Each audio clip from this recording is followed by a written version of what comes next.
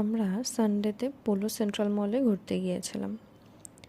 গিয়ে ডেকোরেশনটা দেখে আমার খুব ভালো লেগেছে। 15th অগস্ট হিসেবে ইন্ডিপেন্ডেন্স ডে উপলক্ষে সাজিয়েছিল, বাট সেই দিন তো আমরা যেতে পারিনি। তো সানডেতে গিয়ে দেখি সেই দিনও ডেকোরেশনটা ছিল, তো খুব ভালো লাগলো দেখে।